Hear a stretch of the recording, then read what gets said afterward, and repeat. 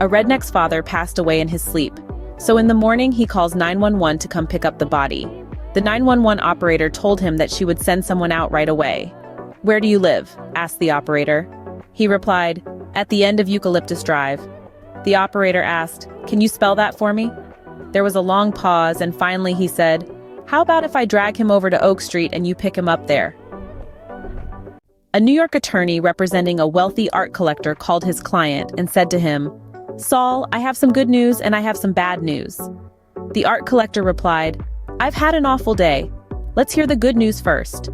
The attorney said, "Well, I met with your wife today, and she informed me that she invested $5,000 in 2 pictures that she thinks will bring a minimum of $15 to $20 million. I think she could be right." Saul replied enthusiastically, "Well done. My wife is a brilliant businesswoman. You've just made my day. Now I know I can handle the bad news. What is it?"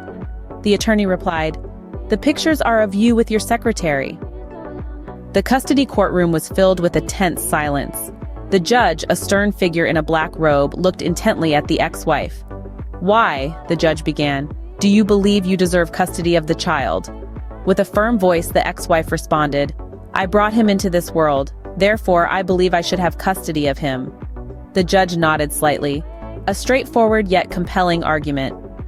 Shifting his gaze to the ex-husband, the judge asked, "And what about you, sir? Why do you believe you should have custody of the child?" There was a palpable pause. The ex-husband seemed lost in thought, his eyes searching the room. Then breaking the silence, he said, "If I insert money into a Pepsi machine and a Pepsi comes out, does it belong to me or the machine?" "Make me one with everything," says the Buddhist to the tofu hot dog vendor. Then, after getting his tofu hot dog, the Buddhist hands the vendor a $20 bill. The vendor takes the money and begins helping the next customer. The Buddhist looks puzzled and asks the vendor, "Where is my change?" The vendor replies, "Change comes from within."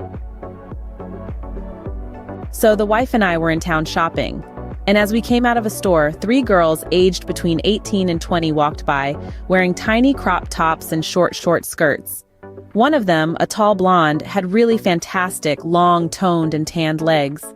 I gently nudged my wife and said, "I bet you wish you still had legs like that."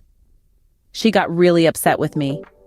In fact, I could still hear her sobbing as I wheeled her up the ramp into the next store.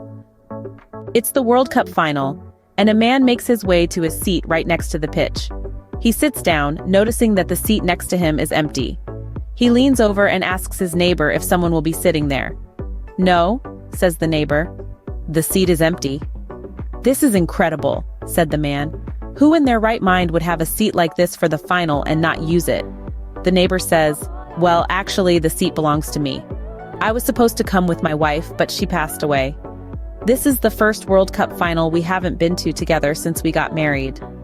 "Oh, I'm so sorry to hear that. That's terrible. But couldn't you find someone else, a friend, relative, or even a neighbor to take her seat?" The man shakes his head. "No," he says. "They're all at the funeral." Please like and subscribe for more daily jokes. Check out our channel for more fun.